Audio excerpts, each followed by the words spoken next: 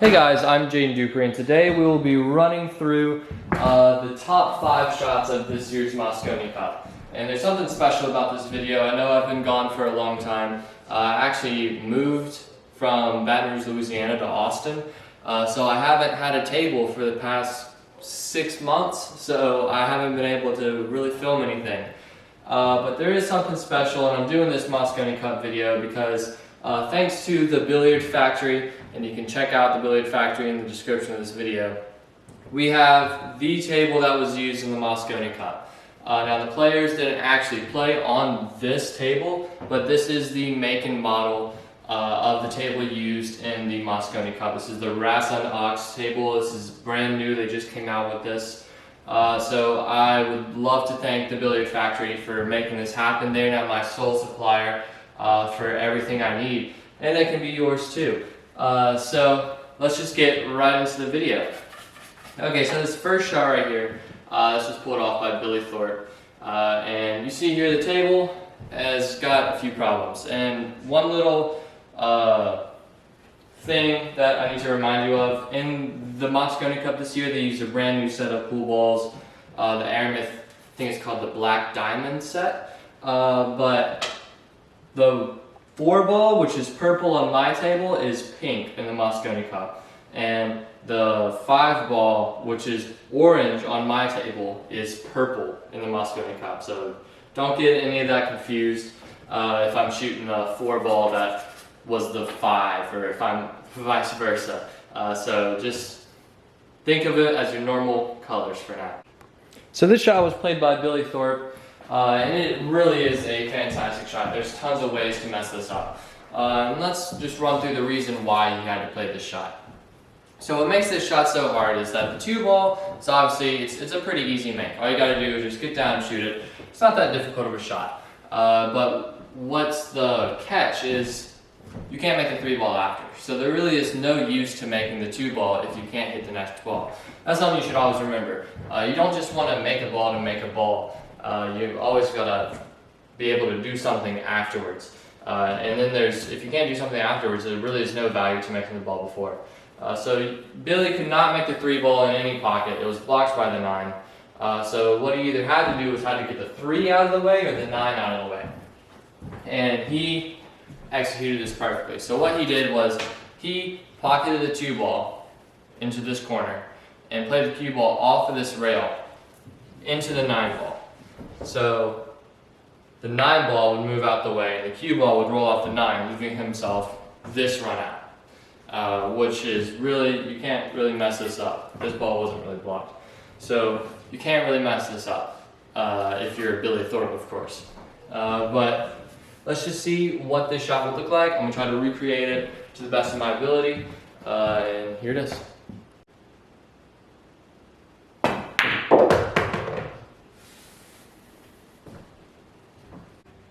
Now this shot was played by Shane Van Boning in a doubles match when he was partnered with Tyler Steyer. And so let's just look at the table real quick. So if you rewatch the Mosconi Cup and see this shot, unfortunately I can't play the clips because they are not owned by me and I would get copyright strikes. But this is one of those cases where the 5-ball was purple, so it might have looked like he was shooting some other ball and making the 4-ball into the corner. But he wasn't. This is what it would look like on your usual pool table. So right here, Shane has to play this combination, the 4 into the 8.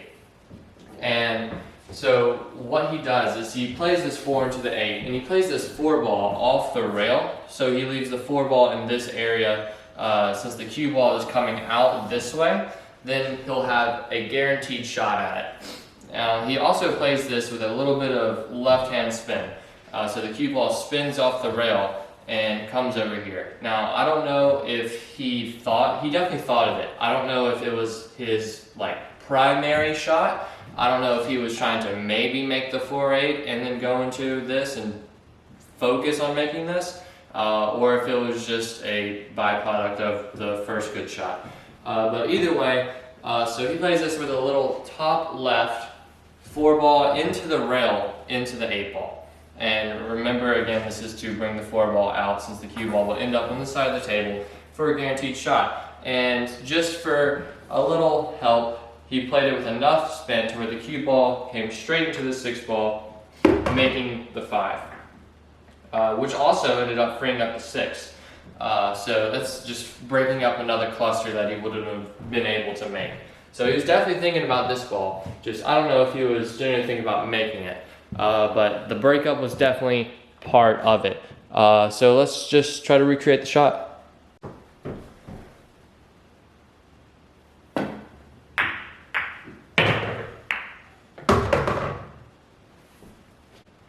So this shot was played by Niels Flying after Justin Bergman played a pretty impressive safety shot. I think that safety shot is going to be near impossible to recreate. Justin kicked onto this rail, kicked into this rail, hit a ball, and left the 5 ball over here with the cue ball over the pocket. But he did leave a little bit of a gap, which I think goes to show that on TV, can't really tell what the balls are set up like. So I think there was a bigger gap between the 8 and the 5 than what looked like on TV, because you have to be able to fit that cue ball in between here to be able to do what shot Niels Flying did. So Niels kicked into the rail in between the 8 and the 5, off the rail, hit the 5, dead into the side pocket, and stopped the cue ball right here just in case with some topspin. Now this is always helpful. This is a very helpful shot to know for safety play. When you ever want to kick a ball out of a spot and then leave the cue ball right where that ball was, just hit it full in the face with a little bit of topspin. I don't genuinely know if Niels was attempting to make this ball in the way or trying to get safe. I think he went for the shot. I think he knew that the ball would be heading towards here if he hit it full in the face, but I think he was leaning more towards a safety aspect. But I'm not Niels Flying, so you'll have to ask him, but that's just my thoughts. So there's really no spin involved in this shot, except for center topspin. So just kicking off this rail to hit this 5 ball dead in the face. We'll send it towards that side's pocket. So here's the shot recreated.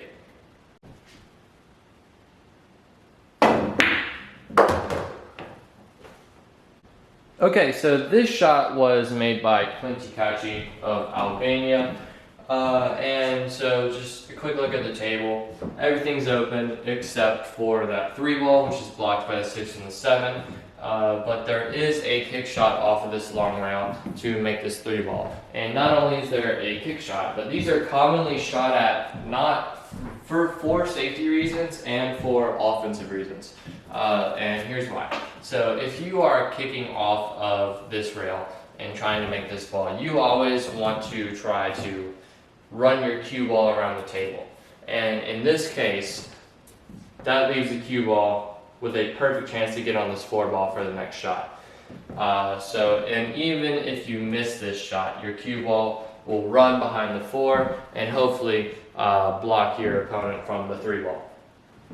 And if you don't feel comfortable making it offensively, you could try to come off this rail, thin the 3 ball, and run around and leave the cue ball back behind the 6-7. That's an option as well. And so that might be the option I would choose in this case. I would try to make it, but if I did miss, I would try to miss it towards this rail instead of that rail. So the 3 ball hits off of this, goes here, and my cue ball runs around the table and ends up pretty much back in the same position for my opponent. But Clinty actually shot at this shot offensively. There's no doubt about it. He was trying to make it. And he actually played for the short side on the 4 ball, which is even better. It's an incredibly well thought out and really good shot. And I'm going to try to recreate it.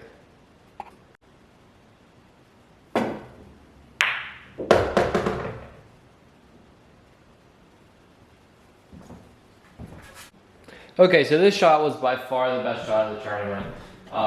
Shane Van Boning, jump shot towards the end of the tournament too. And he's been playing, I don't think he missed a single jump shot this entire tournament, which is incredible. But this shot right here is extremely difficult. By far the hardest part of this shot is just flat out making the ball.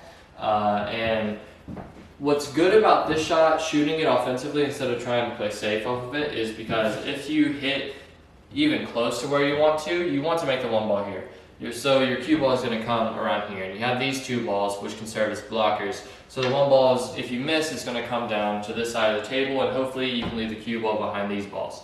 But another part about that is there's a 4 ball and those balls right here blocking the 2. So if you do make it, you do have to make sure that you don't block yourself. So it's kind of, it's a touchy shot. So I think he plays this with a little bit of topspin, and he actually pretty much lands directly on top of the ball when he shoots this. So the cue ball bounces and bounces again and lands on top of the ball. So I think it's crazy that the ball went in. But because usually when you bounce on top of the ball, everything just goes crazy. But he actually was able to pocket the ball and got shape on the 2 ball. So very tough shot. Remember, when you are shooting a jump shot, you want to get down like you're shooting a regular shot. So you want to imagine that the 7 ball isn't even there, and then you want to keep that line and raise your cue up. And then you want to still do those practice strokes and look at the ball, and then just focus on the cue ball and elevate and jump over that 7 ball. I know it sounds way easier than it actually is. This is one of the toughest shots, I think, of Mosconi Cup history.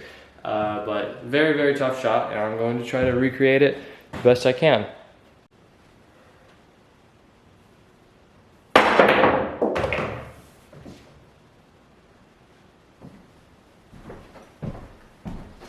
Thank you guys so much for watching this video. I really hope you enjoyed. If you did, press that like button down below. Share it with your friends on Facebook, over Messenger, whatever you want.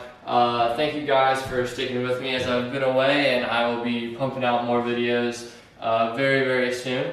Again, a huge thank you to the Billiard Factory. Again, make sure to check out the Billiard Factory in the description down below, thebilliardfactory.com. So thank you guys so much for watching. Make sure you subscribe to the channel. Let's see if we can hit 150,000 subscribers. Let's say by February.